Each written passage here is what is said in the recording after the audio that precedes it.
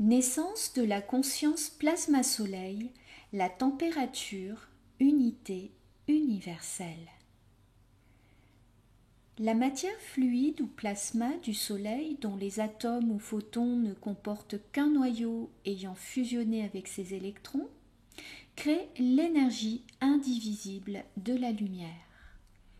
En effet, bien que ces photons soient mobiles et espacés entre eux, ils génèrent cependant un seul flux de lumière indivisible, car leur rotation atomique traduit le même mouvement, la même vitesse, et se dirige surtout dans la même direction, accentuant leur caractère fluide. Mais comment la lumière plasma, énergie pure, est-elle née dans l'univers ? Comment est né notre Soleil ?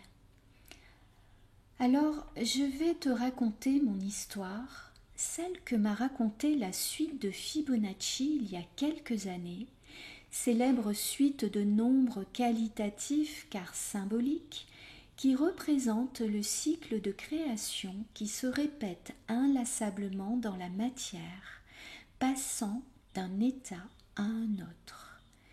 0, 1, 1, 2, 3, 5.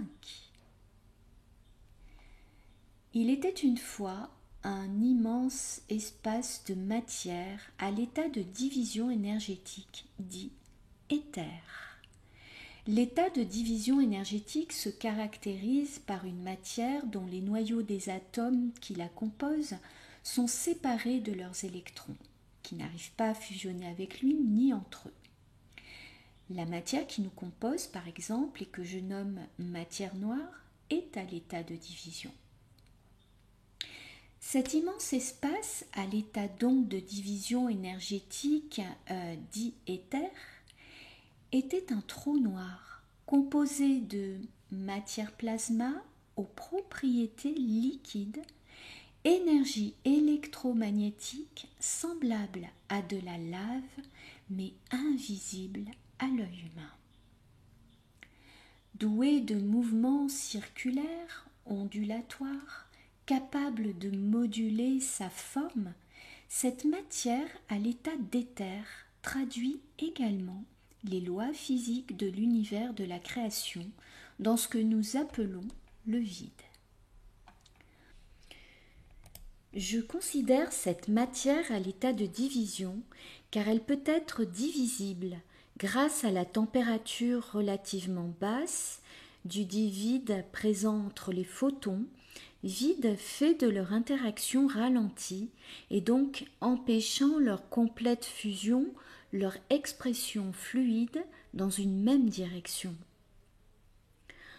Ce flot de lumière que je qualifierais de froide ou énergie noire, car invisible et aux interactions ralenties, est fait de flux liquides de photons, c'est-à-dire que l'énergie qui s'en dégage ne décrit pas un rayon, mais une onde, dont les photons tournent dans le même sens, décrivant la même inertie, tout en ayant une trajectoire différente sans être cependant inverse.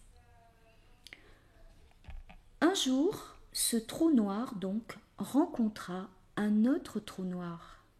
Le choc de leur rencontre accéléra la rotation de leurs photons sur eux-mêmes, élevant la température au niveau de leur interaction, ce qui engendra leur fluidité en les dirigeant dans le même sens.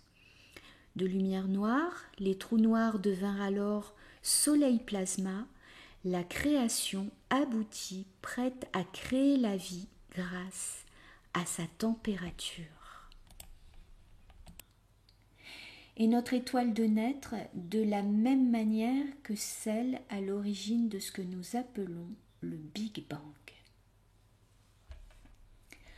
Que l'univers se présente comme trou noir ou étoile à l'état éther, plasma, liquide, gazeux ou solide, d'ombre ou de lumière, il semblerait cependant que cela ne soit qu'une question de température.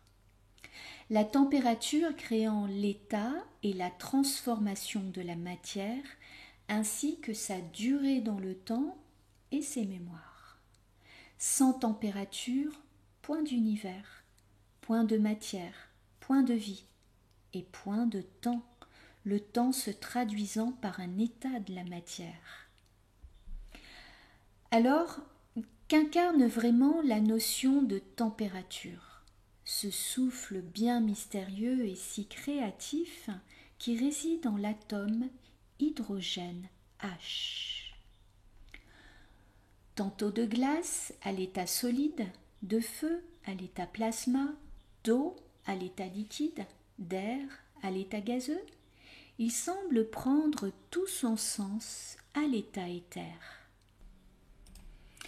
Essentiellement présent dans la lumière que je qualifie d'énergie noire, à l'origine des trous noirs, et du vide où se déroulent toutes les interactions entre les éléments des atomes, la molécule H, hydrogène, crée non seulement les interactions définissant les lois physiques, mais elle est également capable de reproduire à l'identique par duplication une forme énergétique grâce à sa propriété de réfraction qui fait d'elle une mémoire.